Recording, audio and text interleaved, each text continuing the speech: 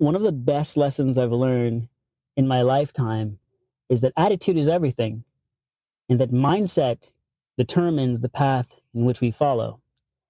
Our mindset can be our greatest downfall, or it can be an asset that we continuously experience success and an elevation of human experiences because we have a positive mindset. This journey of life does not mean that because we're good people, bad things won't happen to us, or because we do the right thing, everything will work out every single time.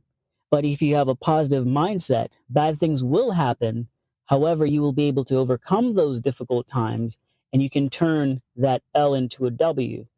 Not every situation that we're dealt is ideal, but there's always a lesson to learn if we're able to pay attention to what it is that is going on. We often focus on the situation at hand, but rarely do we look at how we ended up in those situations in the first place. Nothing in this life is set except for death and taxes. Every situation presents itself an opportunity to learn. And so long as you're learning, you've not really lost anything. Now, there are times where maybe you invest and you find out that, hey, I'm not really good at this. And the next time you invest, maybe you decide to go to a brokerage, a stockbroker that has experience, or maybe, the stockbroker isn't for you, but it's what you do with your experience that counts. Knowledge means nothing if you don't utilize it. It is the application of knowledge that really defines if you win or if you lose. However, the mindset that, yes, the situation sucks, however, I'm going to get through this. Or, you tell someone else that, hey, listen, I know you're going through this bad time, this rough time, and things aren't ideal, but you can get through this. I'm going to cheer you on. I'm here for you. Life is what you make of it. Lemons, I'm going to sound cliche for a moment. Lemons and limes are sour by nature.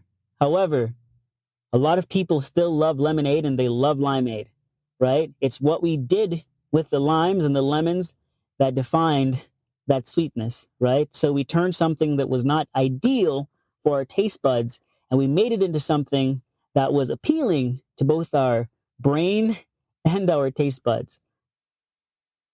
As people, we have to get in the habit of being uncomfortable. Uncomfortable means that we're growing. If everything is stagnant and if nothing is changing in our lives, then something is wrong. If we live in a world in which no one ever tells us that we need to improve and no one ever says we need to make changes in our life, then we're being lied to because we're not perfect. And so long as we're alive, that process of growth is not finished. So are we learning? Are we maturing? Are we developing a mindset that dictates a trajectory of success? What is first, define what success is to you. Write it down. What do you want out of life? Are you happy? Are you content? Do you feel fulfilled? If the answer is no to these things, are you evaluating where you are?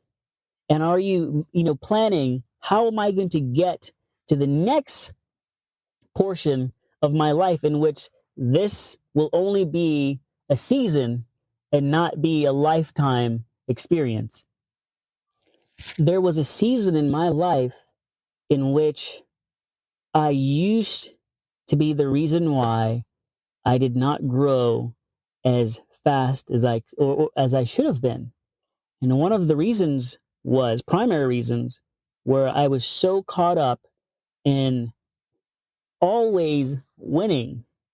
And what I was winning compared to what I was losing did not balance out by any measure.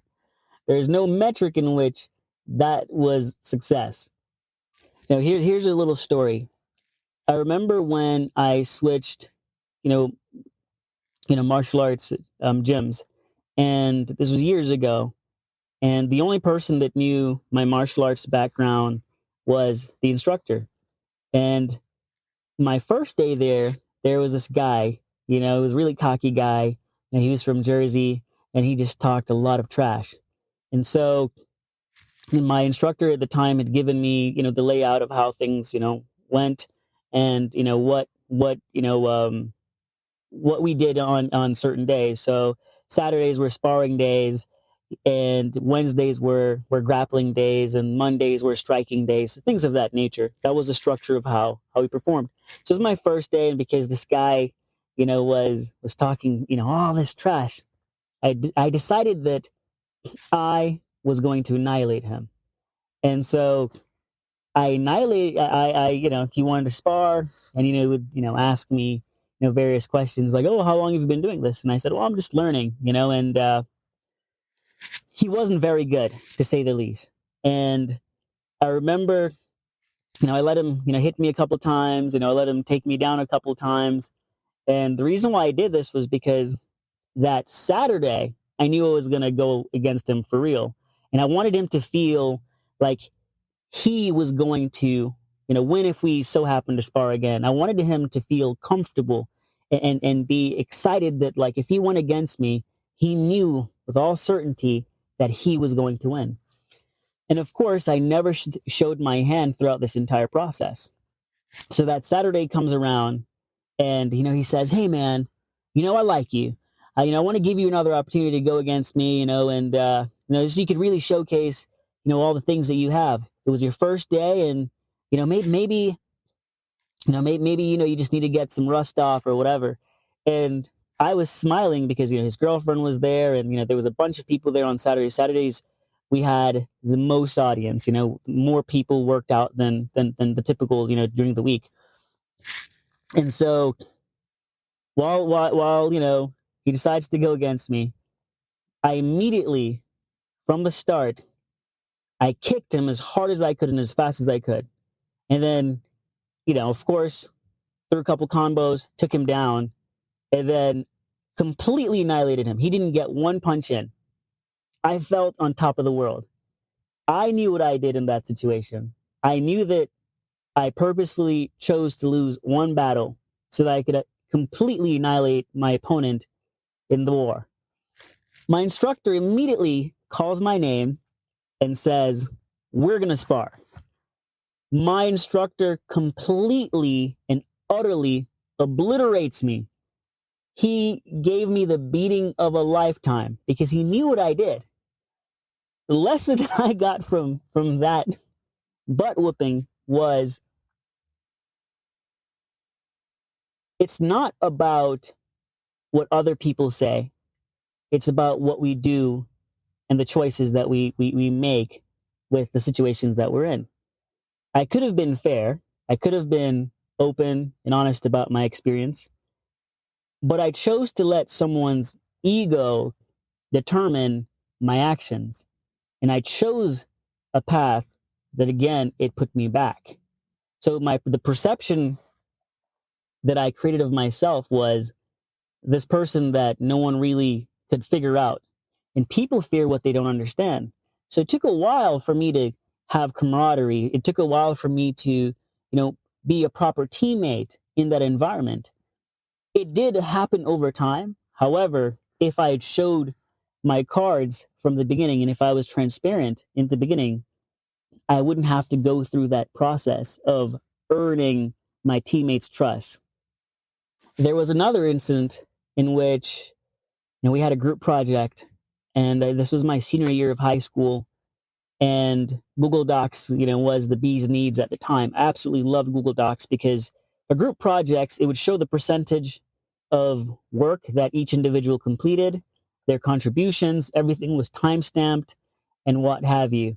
And one of our teammates, for this group project didn't do their part. And of course, I opted for Google Docs because I knew that the grand scheme of things, our teacher would see exactly what everyone did, the percentage that they did, their contributions, how often they logged on. Everything was timestamped, as I said. However, when it was time to present, and that one person, couldn't articulate, what they did, we let that person fail. And we, throughout the process, yes, we could have been more vigilant and said, hey, what's going on? Hey, you're not doing your part. We literally abandoned the person the moment they stopped communicating. And we didn't reach out because we were like, oh, we did our best. We tried. We shouldn't have to tell, another person to do their fair share because it was already outlined for them what they were supposed to do and the research and all of that. However, we're still a team. We didn't seek to understand. And I was the main reason why the group didn't seek to understand. We were very cutthroat with that person. And a part of the reason why the person didn't contribute was because they didn't feel like they were a part of the team. Even though we're expressing ideas, we kind of made them the odd person out. And so they would rather get an F than to put forth effort into the group because they felt unwanted. So even though we did the work, we were the villain. And we had to own that. And we had to rectify that situation and learn from it, because sometimes when we do certain things, we think that it's justified, and we think that the actions of another person makes them the villain. And again, we're not assessing the situation and seeing how our actions have impacted another person's mood or their experience. And we don't always know what's going on in a person's life. So that's not fair to them if they weren't given a fair shot. So I've learned to be uncomfortable. When things are shaky, I now ask questions. I now seek to understand. I now try a level-headed approach and not the cutthroat approach where it lacks humanity. It's not always about, getting to the finish line. It's also how we get to it. Our actions matter, our words matter, and how we treat each other matters. We never know how things are going to turn out in the long run. How is our actions going to scar someone? What wounds are we going to create based on the things that we've said, based on the things that we haven't said when we should have said them? We don't know. All we have is right now. So we have to make it count. We have to do what is right. So have a mindset of openness, have a mindset of forgiveness, have a mindset of grace. I think grace was a word that I never truly liked before. I thought grace was a word of weakness. But recently, and in recent years, I've learned that grace is a very profound word. It's a word that shows what true humanity is and what true good and kindness really is. Grace is, just because someone didn't do their part, it doesn't mean that I'm not going to do my part. Just because someone did something wrong, it doesn't mean I'm not going to do what is right. Grace is, sometimes you just have to let a person be the bad guy and then start over. It's not always our place to react. Sometimes it's our place to just be still and be calm and just be like water. Just let it flow. Let that negative, energy, whatever, just let it flow on by. Over the past year, I have never felt more free. I have learned to detach from so many things that I have come to understand that they were holding me back, as a person, father, husband. And I've been on this emotional high. I've been in this flow that I don't think it's going to end. And if it does end, it's not going to end anytime soon. The thriving in positivity and cutting certain individuals off that, are negative or always, they just don't know how to just see the good in something or see the light or see the positives. And they don't know how to appreciate your time. Letting go of those people was one of the best things that I've done, because the more, people that I've let go is the more I've gained for myself. Meaning I've finally been able to really know more about myself than I ever have before, because I don't have those distractions. And that's a very freeing feeling, to know that, oh, I'm sad. Here's why I'm sad. If I'm depressed or in a funk, it is easily, changed because I have the time. I'm not being pulled in 35 different directions by people who aren't well meaning for my life. I can pinpoint what I need to do to correct, whatever is going wrong. And I've surrounded myself by positive people, and we all feed off of that. You can't get something from nothing. So you can have an exponential growth because you're exponentially surrounding yourself by people who are building you up, and you are also in turn building them up as well. There's reciprocity, there's kindness in that. There is true love in those situations. And that is what I've chosen for myself. So when I'm hanging out with my son or my daughter or my wife, it's like that never ended. My day could have not been ideal. I don't say I have a bad day. My day was not ideal, but it's still a great day because there's still more to experience in that 24-hour cycle. There's so much to be learned. There's so much to be gained. It's what you do with your energy and time that really matters. So I just want to have a mindset of being free, a mindset of being positive, a mindset of grace, so that I could always see the silver lining, see the light, and keep moving forward. If something isn't moving you forward, it's holding you back. And you can't look forwards and backwards at the same time. You have to choose. And if you keep looking back while moving forward, your progress is going to be really, really slow. You have to make the decision to have a mindset of someone that is willing to do what is necessary for them to be where they need to be. It's not fun. It's uncomfortable. But as I've said before, going to the gym isn't fun. Running isn't fun. Broccoli isn't fun. But it's good for you. Oftentimes, the things that make us so uncomfortable, it's what's good for us. If you're a person that's not single, think about how intimidating it is to just look in your spouse's eyes. Just look into their eyes. The person that you sleep next to, the person that means the most to you, when you hold their hand and just look into their eyes and stare in silence, that is such an intimidating feeling. And this is the person that you love the most, the person that you see the most. But how often do you take the time to just look into their eyes? You'll see that uncomfortable truth of, I feel naked. But if you were to do that more, just to stand in silence, just for 30 seconds, look into your partner's eyes, see what that would do for your relationship. It's like staring into someone's soul and they're staring right back. And while you're doing this, you're completely and utterly afraid. And this is the person that you love. Why do we feel that way? Why do we feel uncomfortable?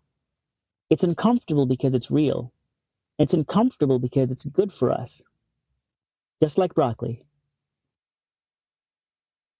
We may not all have great days, but it doesn't mean that it is a bad day. So long as you're alive, remember that you have the gift of life. You have the gift of right now. And right now is all that you need. Right now is all that matters. We may not all have a silver spoon. Money may not be flowing like you wish it would. But life is the most precious thing that you have. And time is the most valuable resource that you have. No matter what the situation is, have a mindset and an attitude of gratitude. Strive to be a better version of yourself with each passing day. Learn to love more. Learn to say thank you. Learn to say I love you. Learn to say, I am sorry. And learn to say, sometimes I may not have it all together, but I'm putting the pieces together slowly. I may not know fully who I am, but I'm learning more about who I am each day. I may not have all the things that I need or all the things that I want, but I'm alive. And that's gift enough. And you are enough.